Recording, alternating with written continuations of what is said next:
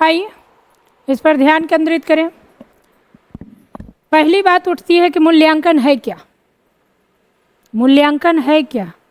दूसरा उठता है कि आकलन है क्या।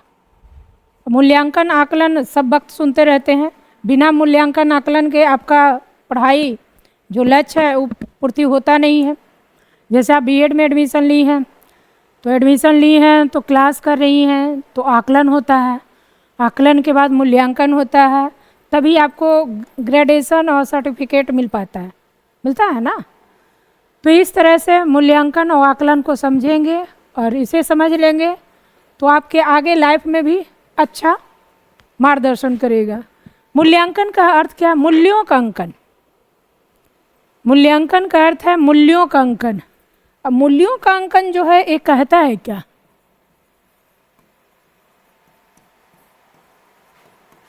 मूल्यों का अंकन ये बाहरी है कि आंतरिक है? जब हम कहते हैं मूल्यों का अंकन करना तो ये बाहरी है कि आंतरिक है? तो मूल्यों का अंकन आपका मूल्य बाहरी है कि आंतरिक है? आंतरिक है। मूल्य जो बनता है, आपका वैल्यू जो बनता है वो क्या है? आंतरिक है ना।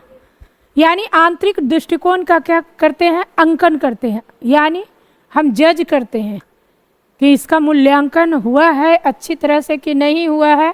यानी उसमें हम देखते हैं आपका उद्देश्य देखते हैं, अधिगम अनुभव देखते हैं, और जो आपका व्यवहार परिवर्तन हुआ उसको भी हम देखते हैं। समझ रहे? मूल्यांकन और आकलन हम समझेंगे तो मूल्यांकन जो है विशिष्ट प्रक्रिया है, अंतिम प्रक्रिया विशिष्ट प्रक्रिया है। और आकलन क्या है? मूल्यांकन का ही एक पार्ट है। जब तक आकलन नहीं होगा मूल्यांकन नहीं होगा। अब समझिए, पहले हम मूल्यांकन का जिक्र करेंगे, मूल्यांकन को समझेंगे कि मूल्यांकन है क्या। कह रहे हैं मूल्यांकन अंग्रेजी के इवैल्यूएशन का हिंदी रूपांतरण है। सही बात है। मूल्यांकन का अर्थ शिक्षा और मनोविज्ञान में अधिक व्यापक है। मूल्यांकन हम कहाँ यूज करते हैं? शिक्षा में, एजुकेशन में यूज करते हैं। और मनोविज्ञान, मनोविज्ञान का अर्थ क्या होता है? व्यवहार का अध्ययन करना। आपका जो व्यवहार बदल रहा है या व्यवहार बदलना है उसका हम अध्ययन करते हैं, उसमें हम मूल्यांकन का हम क्या करते हैं? मूल्यांकन को हम रखते हैं। चलिए, यह आंतरिक दृष्टिकोण के मूल्यों का जांच करता है। सही बात है। मूल्यांकन के बिना विकास संभव नहीं है। जब हम कहते हैं कि उसका एक्स का डेवलपमेंट हो गया है, तो एक्स का डेवलपमेंट हो गया यानी हम मूल्यांकन किए तब ना हम कह रहे हैं एक्स का डेवलपमेंट हो गया है। हम अपने आप का हम मूल्यांकन कर लिए तब ना कहते हैं कि यदि हम इतना सिलेबस में हम इतना पढ़ाएंगे, आप इतना पढ़ लीजिएगा, तो आपका 100% क्या होगा? क्वेश्चन लड़ जाएगा। और रियल में लड़ता है। तो हमने मूल्यांकन अपने अंदर का दृष्टिकोण है उसको हम क्या कर लिए हैं? जज कर लिए हैं। तब हम कह रहे हैं कि ये काम हो जाएगा। मूल्यांकन के बिना क्या है? विकास संभव नहीं है। यानी हम जब कहते हैं, आपकी क्वेश्चन रहती है या उत्तर रहती है कि मूल्यांकन के बिना विकास संभव नहीं है, तो क्या है? इसमें आकलन निहित है। अभी हम नहीं जानेंगे कि आकलन क्या है, अभी हम मूल्यांकन समझा रहे हैं। मूल्यांकन आप समझिए, मूल्यांकन सदैव उद्देश्यों के अनुरूप होता है। हम मूल्यांकन यूं ही नहीं करते हैं। जो आपका, ध्यान से समझिएगा, जो आपका उद्देश्य रहता है, जो आपका उद्देश्य रहता है उसी के आधार पर हम क्या करते हैं? मूल्यांकन करते हैं। मान लिया आपका उद्देश्य है कि हमको बीएड नहीं करना है, हमको सीटेट नहीं करना है, हमको टीचर नहीं करना है, तो हम इसका क्यों मूल्यांकन करेंगे? लेकिन आप लोग का उद्देश्य है कि हम बीएड करेंगे, सीटेट करेंगे, एक अच्छा टीचर बनेंगे, तब ना हम मूल्यांकन कर रहे हैं। तो बिना उद्देश्य का मूल्यांकन सदैव उद्देश्यों के अनुरूप होता है। बिना उद्देश्य का हम मूल्यांकन नहीं कर सकते हैं। जिधर हम मेरा उद्देश्य रहेगा वहीं हम मूल्यांकन करेंगे। क्लियर? कोई दिक्कत नहीं। अतः मूल्यांकन और उद्देश्यों के बीच क्या है? घनिष्ठ संबंध है। मान लिया कि आपको जॉब लेना है, तो उद्देश्य निर्धारित है, उसके अनुरूप हम मूल्यांकन कर रहे हैं। किसी का है कि हमको जॉब लेना ही नहीं, हमको पढ़ना ही नहीं है, पढ़ने से हमको एलर्जी है, तो हमको किससे एलर्जी है? घर परिवार से। किससे दोस्ती है? तो घर परिवार से दोस्ती है। तो हम किधर मूल्यांकन करेंगे? उधर ही मूल्यांकन करेंगे जिधर उसका उद्देश्य रहेगा। चलिए, शिक्षा के क्षेत्र में किसी बालक में किन्हीं उद्देश्यों को किस सीमा तक प्राप्त करना है? जब हम शिक्षा के क्षेत्र में, ध्यान से समझिएगा, यदि हम शिक्षा के क्षेत्र में बालक का हम मूल्यांकन करने के लिए चलते हैं तो हम देखते हैं कि उद्देश्य जो है किस सीमा तक प्राप्त किया है बच्चा, उद्देश्य का न करेंगे तो किस सीमा तक उद्देश्य को प्राप्त किया है, पहले उद्देश्य का हम निर्धारण करते हैं। इसका ज्ञान हमें मूल्यांकन के द्वारा क्या होता है, प्राप्त हो जाता है। क्लियर? मूल्यांकन प्रक्रिया में निम्नांकित तीन बातों पर ध्यान रखना होता है। जब हम मूल्यांकन प्रक्रिया को अपनाते हैं, प्रोसेस ऑफ इवैल्यूएशन को अपनाते हैं, तो हम तीन बातों पर ध्यान रखते हैं। पहला हम ध्यान रखते हैं कि हमने उद्देश्य किस सीमा तक प्राप्त किया है। जो भी उद्देश्य है उसका लिमिटेशन है, किस सीमा तक हम उद्देश्य को प्राप्त किए हैं, तभी मूल्यांकन बेहतर होगा। हम खाली देख रहे हैं कि बच्चा घर से स्कूल जा रहा है, स्कूल से घर जा रहा है, ये नहीं, किस सीमा तक, दम से अंतिम तक। तो पहले हम क्या करेंगे, हमने उद्देश्यों को किस सीमा तक प्राप्त किया है उसका हम जज करेंगे। उसके बाद कक्षा में दिए जाने वाले शैक्षिक निर्देश, उद्देश्य निर्धारण हो गया, उद्देश्य को हमने पता लगा लिया, तो हम क्या करेंगे, शैक्षिक निर्देश कितने प्रभावकारी हैं। शैक्षिक निर्देश कौन देगा, टीचर देगा।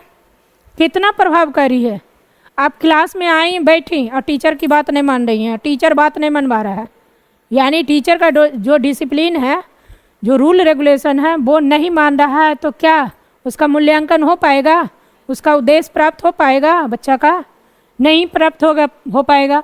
तो कक्षा में दिए जाने वाले शैक्षिक निर्देश कितने प्रभावकारी हैं। यदि टीचर का शैक्षिक निर्देश प्रभावकारी रहेगा तब मूल्यांकन बढ़िया से हो पाएगा। तब हम कह पाएंगे कि बच्चा जो सीटेट एग्ज़ाम देगा तो 100% इसका 100 क्रॉस कर जाएगा। समझ रहे हैं ना बात। तीसरा है शैक्षिक उद्देश्यों की पूर्ति कितने अच्छे ढंग से हुई है।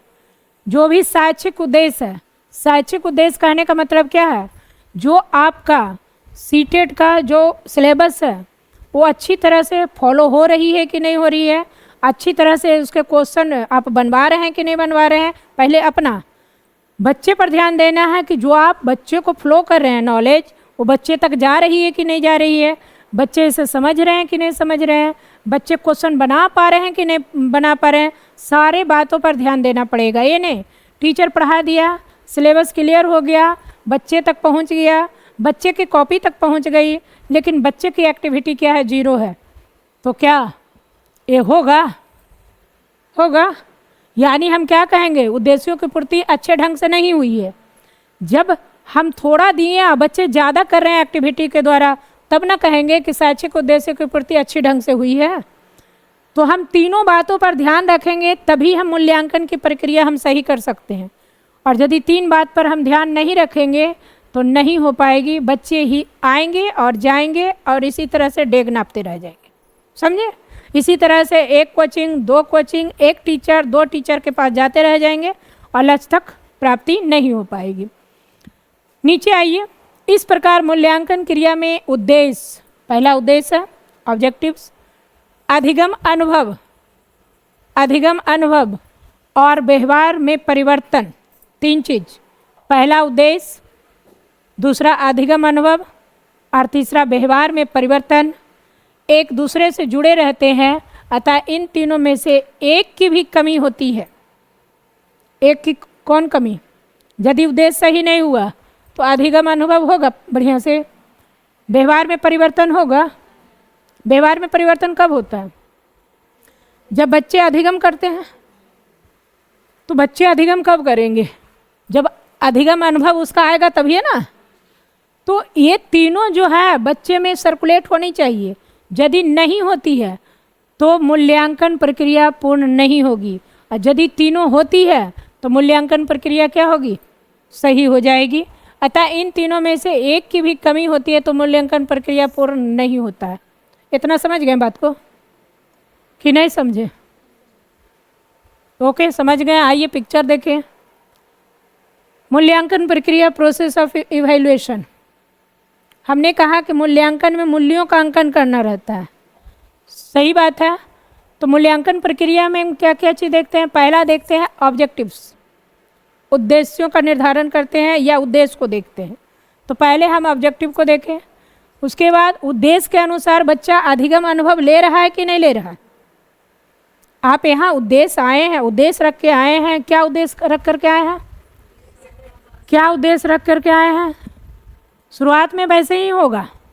शुरुआत में आपके माइंड से नहीं रहेगा तो थोड़ा बहुत झपकी लगेगी ही लगेगी।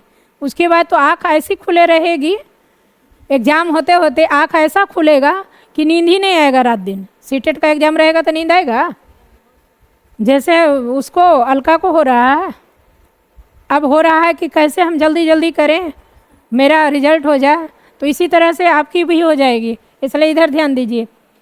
उद्देश्य लेकर के आए हैं, उद्देश्य के अनुसार अधिगम अनुभव होगा, लर्निंग एक्सपीरियंस होगा, तब मूल्यांकन जो विधि है, इवैल्यूएशन मेथड है, उसको हम क्या करेंगे, उस पर अप्लाई करेंगे, तब मूल्यांकन प्रक्रिया क्या होगी, पूर्ण होगी। समझ रहे हैं बात को?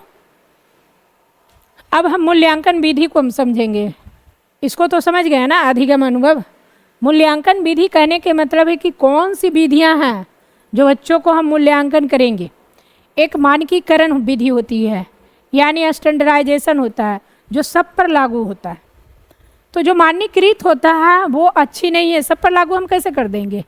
और रियल में वही लागू होता है, लेकिन सब पर लागू हम कैसे कर देंगे? इंडिविजुअल डिफरेंस है।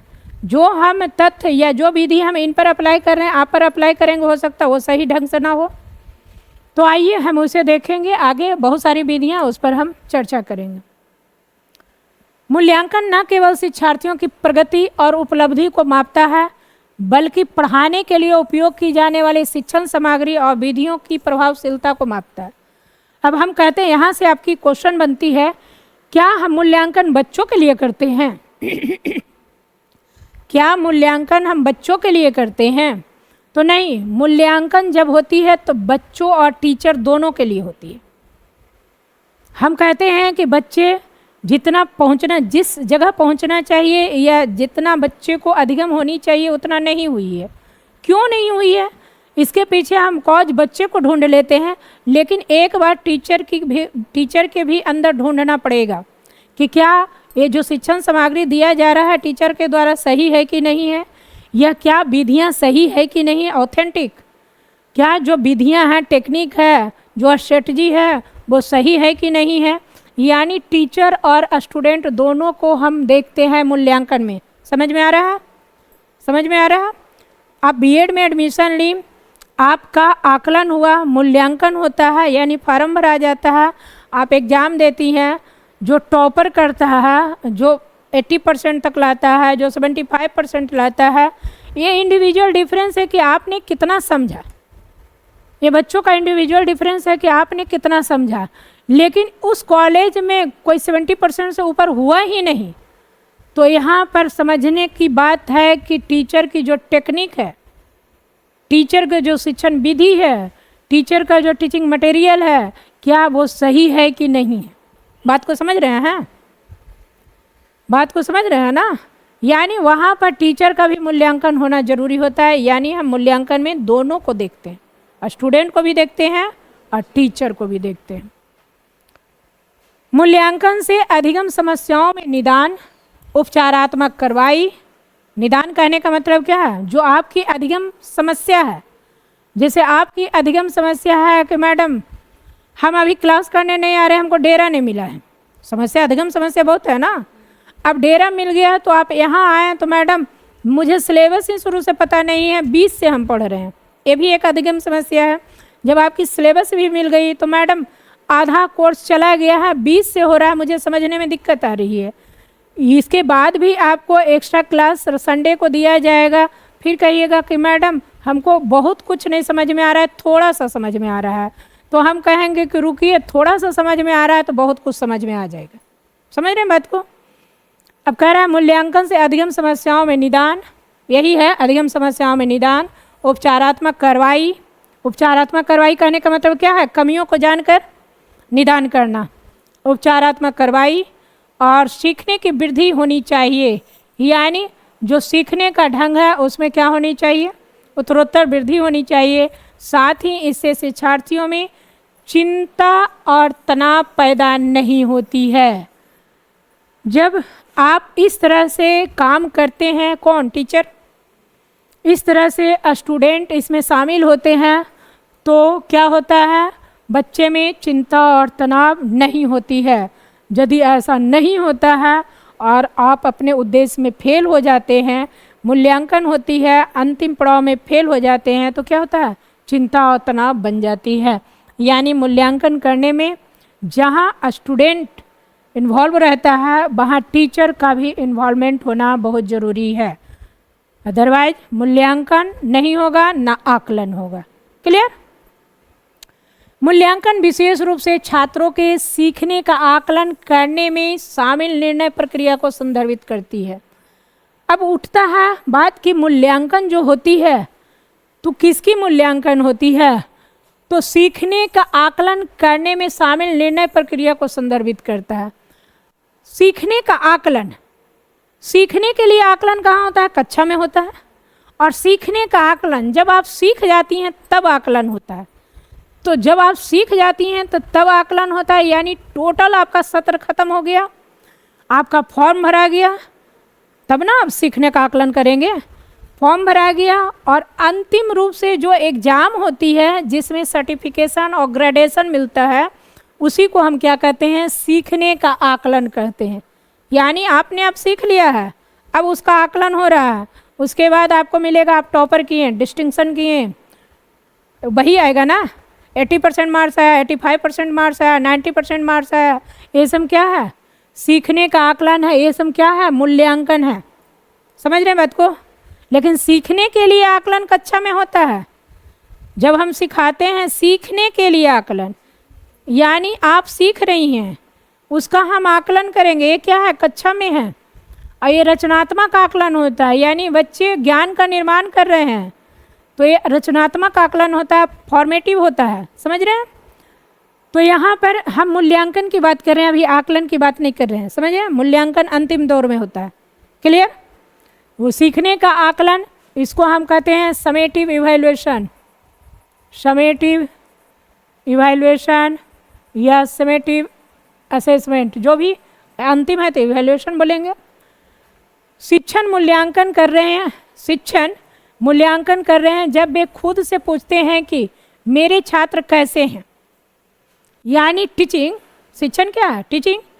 टीचिंग जब मूल्यांकन करता है तो पूछता है, कौन पूछता है, टीचर, कि जब वे खुद से पूछते हैं कि मेरे छात्र कैसे हैं। जब हम टीचिंग करते हैं तो पता चल जाता है कि मेरे छात्र कैसे हो सकते हैं। कहा जाता है कि आप मोर एनर्जी दीजिएगा, हाई वाइब्रेशन दीजिएगा, तो बच्चे के पास भी हाई वाइब्रेशन पहुंचेगा, पहुंचेगा ना। कितना भी बच्चा डल रहेगा, कुछ ना कुछ सीख जाएगा।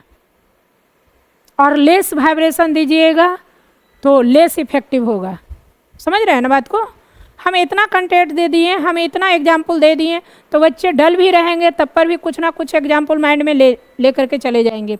अब कह रहा है शिक्षण मूल्यांकन कर रहे हैं जब वे खुद से पूछते हैं कि मेरे छात्र कैसे हैं, या मेरे शिक्षण तरीके छात्रों को सीखने में कैसे मदद करता है। सही बात है। टीचर ही जो पाठ्य पुस्तक की सूचना है, पाठ्य पुस्तक की सूचना है, उसे ज्ञान के रूप में देने का काम टीचर ही करता है।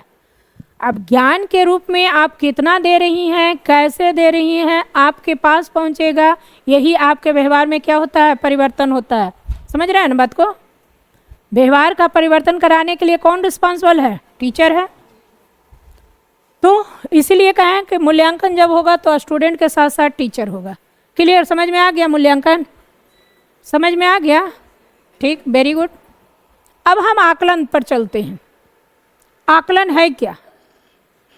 आकलन, पहली बात समझिए कि हम जब भी मूल्यांकन करते हैं तो पहले हम मापन करते हैं, पहले हम मापन करते हैं, उसके बाद आकलन करते हैं, उसके बाद मूल्यांकन करते हैं।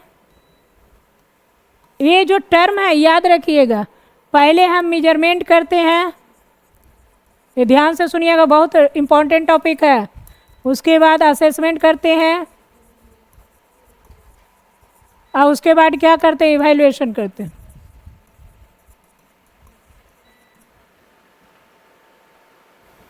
क्या हुआ?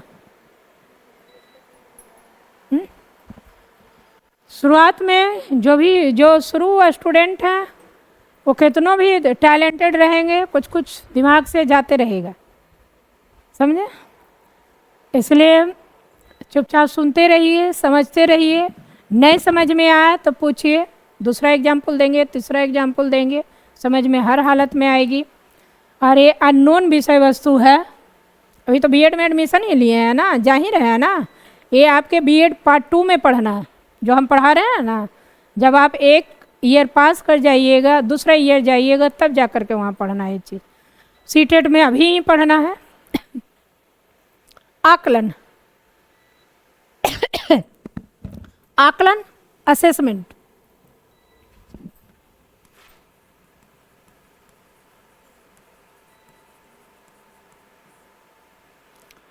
शिक्षण अधिगम प्रक्रिया का भाग है। आकलन क्या है? टीचिंग लर्निंग प्रोसेस का भाग है। हम पढ़ा रहे हैं, आप पढ़ रहे हैं, और जो हम बोल रहे हैं आप सुन रहे हैं, और कितना आप ग्रहण किए। इसमें बहुत सारे बच्चे ऐसे होंगे कि दिमाग में जा रहा होगा, दिमाग से निकल जा रहा होगा दम से 100%। कितने सारे ऐसे बच्चे होंगे कि कुछ कुछ ग्रैप्स कर रहे होंगे, और उसमें से 2-4 बच्चे ऐसे होंगे कि पूरी तरह से नहीं तो 60-70% ग्रैप्स कर लिए होंगे, समझ रहे हैं। तो बहुत सारे कैटेगरी के बच्चे हैं। कक्षा कक्ष में टीचर पढ़ाता है, स्टूडेंट सुनते हैं, यानी अधिगम करते हैं। शिक्षण अधिगम प्रक्रिया का क्या है? आकलन एक पार्ट है। आकलन शिक्षण अधिगम प्रक्रिया का एक भाग है। जब टीचर टीचिंग करता है, बच्चे अधिगम करते हैं, तो जब टीचर क्वेश्चन पूछता है कि क्या आप इस टॉपिक को समझें, इस सब्जेक्ट को समझें, तो हर एक बच्चा कह देगा हाँ हम समझें। नहीं भी समझेगा तो कह देगा हाँ समझे। क्यों? क्योंकि उसको सहपाठी से कहीं ना नज़र ना मिले। सहपाठी कहे कि कितना डल है बच्चा, या टीचर कहे कि कितना डल है बच्चा, तो इस तरह से। लेकिन टीचर को पता चल जाता है कि कौन बच्चे समझ रहे हैं, कौन बच्चे नहीं समझ रहे हैं। तब क्या करता है? टीचर क्वेश्चन पूछ देता है।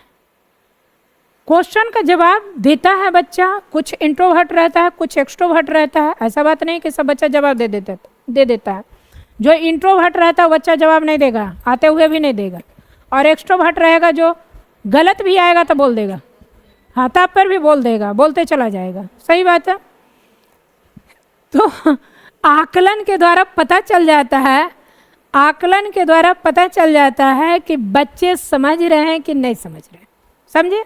दूसरी बात, जब आप समझते हैं तो आई कांटेक्ट में रहते हैं, और नहीं समझते हैं तो इधर देखेंगे, इसका चेहरा देखेंगे, उधर देखेंगे, पीछे देखेंगे, पानी पिएंगे, बहुत सारी एक्टिविटी होती है। ऐसा बात नहीं कि टीचर को प्यास नहीं लगता है। टीचर तो बोलते बोलते मुंह सूखता है, लेकिन पढ़ाने में इतना रहता है, निहित रहता है, मतलब अंदर तक प्रवेश किया हुए रहता है कि उसे प्यास भी लगता है तो नहीं पीना चाहता है। समझ रहे हैं बात को? अब शिक्षण अधिगम प्रक्रिया का क्या पार्ट है? आकलन। आकलन में हम क्या करते हैं? आकलन में हम देखते हैं कि बच्चे कैसे सीखते हैं। कैसे का बात है, बच्चे कैसे सीखते हैं, यानी आप कैसे सीखें? जो सारे तथ्यों को आपने ग्रहण कर लिया। तो ये आपका क्वेश्चन आएगा, सीटेट का क्वेश्चन आया हुआ है, आगे भी आने की संभावना है। बच्चे कैसे सीखते हैं, ये मूल्यांकन का पार्ट है कि आकलन का पार्ट है? तो आकलन का पार्ट है, बच्चे कैसे सीखते हैं। अब कैसे सीखते हैं, कैसे हम सिखाएं बच्चे को? जो क्लास में प्रक्रिया चल रही है, यानी शिक्षण अधिगम की प्रक्रिया चल रही है, उसमें टीचर बच्चे को कैसे सिखाएं कि बच्चे पूरी तरह से सीख जाएं। यानी आप अपने टेक्निक में, मेथड में, स्ट्रेटजी में, इनोवेशन में बदलाव करना पड़ेगा, तब बच्चे आसानी से सीख जाएंगे। समझे? यह बच्चों के बारे में जानने का सबसे अच्छा तरीका है। क्लासरूम में टीचर बच्चों को जानेगा किसके माध्यम से? आकलन के माध्यम से।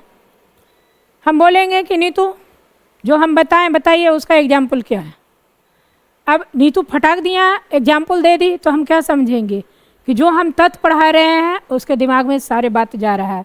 यानी कहने का मतलब क्या है? यह बच्चों के बारे में जानने का अच्छा तरीका है।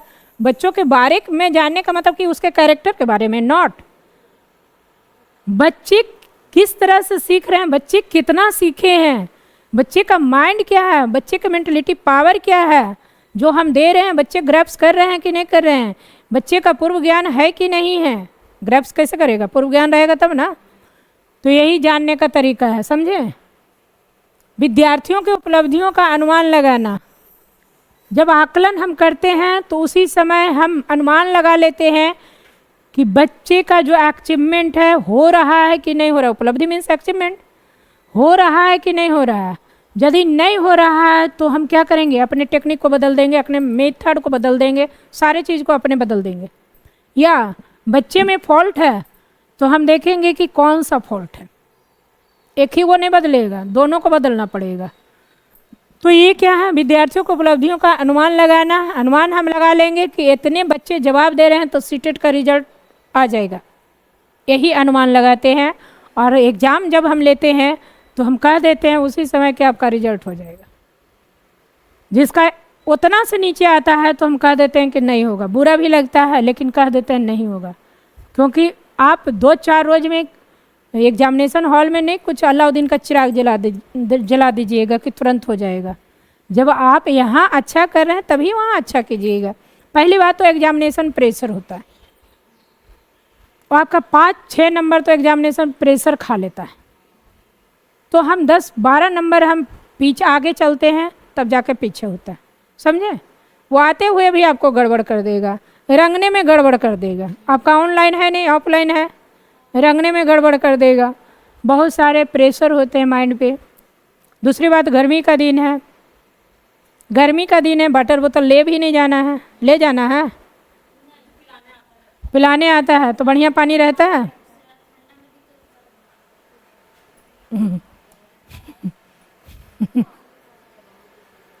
चलिए, अच्छा पानी रहता है, अच्छी बात है, बढ़िया बात है। चलिए, आर ओ फिल्टर वाला रहता है। चलिए आइए, एग्जामिनेशन हॉल में किसी तरह के भी पानी रहेगा अच्छा ही लगेगा, क्योंकि बहुत प्यास लगी हुई रहती है और क्वेश्चन टकल करते हैं, उस समय प्रेशर अलग रहता है। कुछ भी पिला दो भैया, लेकिन पिला दो मुझे।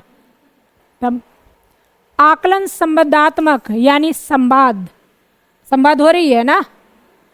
आकलन जब हम करते हैं तो बच्चे और शिक्षक के बीच क्या होती है, संवाद होती है।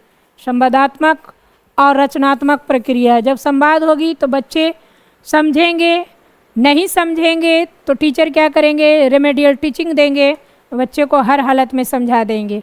ये क्या है, रचनात्मक प्रक्रिया। समझ गया।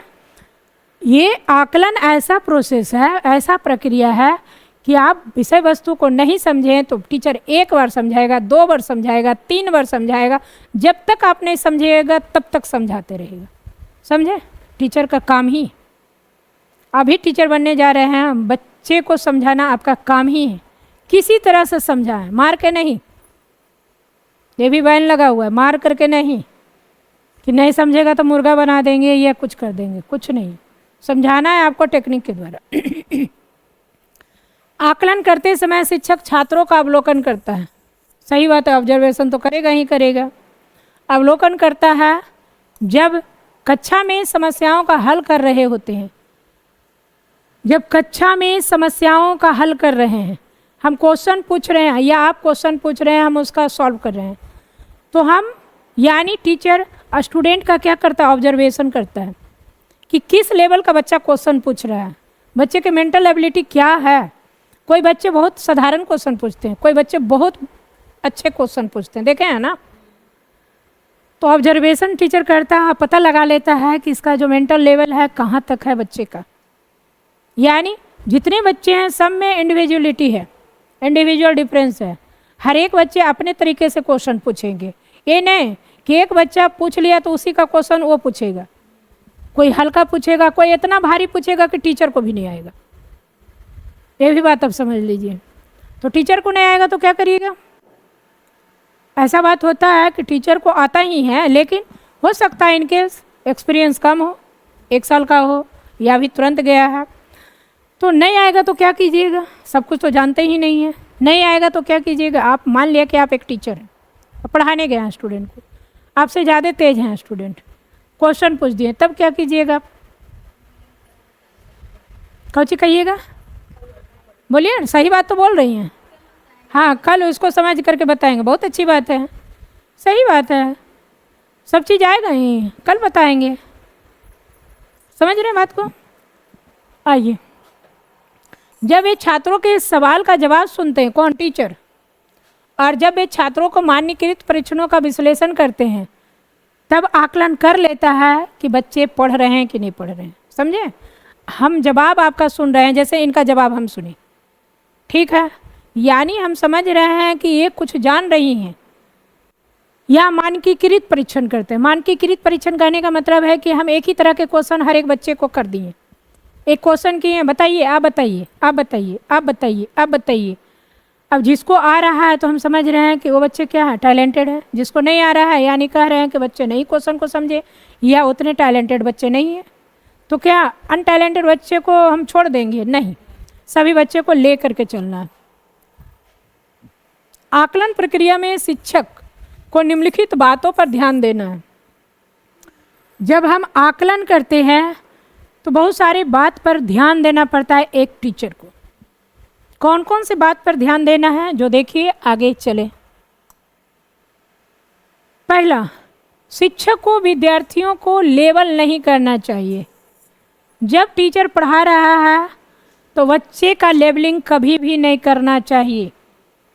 बच्चे का लेबलिंग कभी भी नहीं करना चाहिए।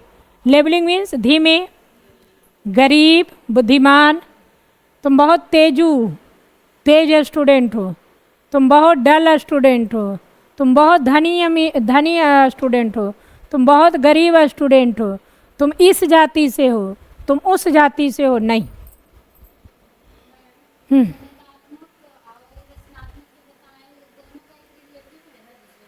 हाँ, अच्छा, आप कम्युनिकेशन कीजिएगा तभी ना सीखिएगा। जब टीचर स्टूडेंट से कम्युनिकेशन करेगा तभी ना बच्चे को समझ में आएगी। तो दोनों का क्या है, जॉइंट वेंचर है। चलिए, मतलब आगे चल गए तो पीछे वाला ध्यान आ रहा है। नहीं, पूछिए, दम से पूछने से ही तो समझ में आएगा कि हाँ, जो मुझे कन्फ्यूजन है तो टीचर बताएंगे तो आगे हम चलेंगे। आइए, शिक्षक को विभिन्न विद्यार्थियों के बीच तुलना नहीं करनी चाहिए। 2 स्टूडेंट तेज हैं या 2 स्टूडेंट डल हैं, या इंडिविजुअल डिफरेंस है। क्लासरूम में इंडिविजुअल डिफरेंस है। क्लासरूम में इंडिविजुअल डिफरेंस है तो हम ये नहीं कह सकते हैं कि यहाँ पर तुलना जो है, तुलना शब्द है, लेबल भी नहीं करना चाहिए, तुलना भी नहीं करना चाहिए कि ये बहुत तेज है, तुम बहुत कमज़ोर हो। इस तरह से तुलना कभी नहीं करना चाहिए। जब इन्फिनिटी हो जाएगा तो आकलन सही ढंग से हम नहीं कर पाएंगे। समझे? आकलन करने के लिए क्लासरूम दम से तरलतापूर्ण रहनी चाहिए। क्लासरूम दम से मित्रवत रहना चाहिए। क्लासरूम लोकतांत्रिक रहना चाहिए। ऐसी आकलन हम नहीं करेंगे। समझ रहे हैं बात को? बच्चे हमसे हिले मिले रहेंगे तभी हम आकलन कर सकते हैं, तभी बच्चे जवाब देंगे तब हम आकलन करेंगे। जब बच्चे जवाब नहीं देंगे तो हम कैसे आकलन कर लेंगे? चलिए, एक शिक्षक को विद्यार्थी की क्षमता के बारे में नकारात्मक कथन टिप्पणी नहीं करना चाहिए। कोई बच्चे को नहीं भी आ रहा है या बच्चे नहीं भी समझ रहे हैं तो आप अपने टेक्निक में बदलाव लाइए। कभी भी नेगेटिव टिप्पणी नहीं करना चाहिए कि आप ज़िंदगी में कुछ भी नहीं कर सकते हैं, आपको समझ में नहीं आता है, आप पढ़ने के लिए छोड़ दीजिए। ये सब बात कभी नहीं करना चाहिए। इतना बात आप समझ लीजिए कि हर एक बच्चे में सीखने की क्षमता जन्मजात होती है। समझ रहे हैं ना? तो कैसे कहेंगे कि नहीं आता है? और ये भी समझ लीजिए, जो ईरर है ये आपके लर्निंग का पार्ट है। यदि आप ईरर नहीं कीजिएगा, यदि आप गलती नहीं कीजिएगा तो आप कभी अधिगम कर ही नहीं सकते हैं। तो जो बच्चे गलती करते हैं समझिए कि वो सीख रहे हैं, उनके व्यवहार में हर हालत में परिवर्तन होगा। उसमें किसका योगदान होना चाहिए? टीचर का योगदान होना चाहिए कि टीचर ही मार्गदर्शक है, वो जिस रास्ते पर ले जाएगा बच्चा उधर ही जाएगा। समझ रही है अलका?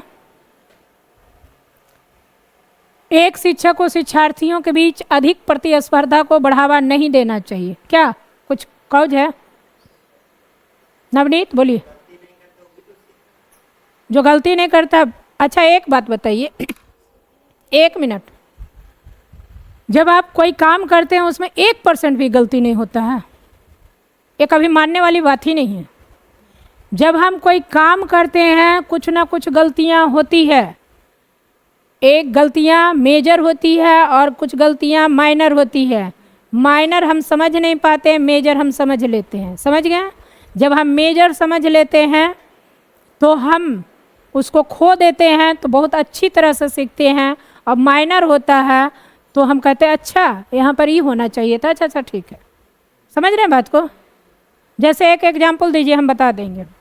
जब आप एग्जामिनेशन हॉल में गए होंगे, अभी एग्ज़ाम चल रही है, एग्जामिनेशन हॉल में गए होंगे, तो जब आप क्वेश्चन लिखे होंगे और क्वेश्चन लिख करके बाहर आए होंगे, तब देखते होंगे कि क्वेश्चन ऐसे नहीं ऐसे लिखना चाहिए था। समझ रहे हैं ना बात को? आपको तो वहाँ पर लिखना है, लिख ही दीजिएगा, हर हालत में लिख दीजिएगा। नहीं लिखिएगा तो नंबर नहीं मिलेगा। लेकिन लिखने के बाद आप घर आए तो ये अनुभव हुआ ना, फीलिंग हुआ ना कि ऐसा नहीं ऐसा लिखना चाहिए था। तो ये क्या है? माइनर है ना।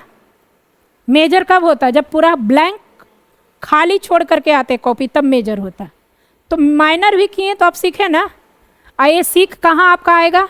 जब आप फाइनल एग्ज़ाम दीजिएगा तो बेहतर लिखिएगा। यदि ये टेस्ट आपका नहीं होता और डायरेक्ट आपका होता एग्जामिनेशन हॉल में, तो क्या होता? कम नंबर आता। अभी क्या होगा? आप अपने आप में इम्प्रूवमेंट ले आइएगा। समझे बात को? क्लियर? इतना क्लियर हो गया ना? कोई दिक्कत? अब मुझे जहाँ तक फील है कि आकलन और मूल्यांकन दोनों अच्छी तरह से समझ गए होंगे। समझ गए होंगे? क्या और एग्जाम्पल देना पड़ेगा? मूल्यांकन कहने का अर्थ है कि हम जांच करते हैं, जज करते हैं कि हम जो कार्य कर रहे हैं उसके लायक हम हुए कि नहीं हुए। समझे? आप जज करते, जैसे एक एग्जाम्पल बताते, दम से ठेठा वाला एग्जाम्पल। आप ये तो किताब कॉपी वाला एग्जाम्पल था, ठेठा वाला एग्जाम्पल।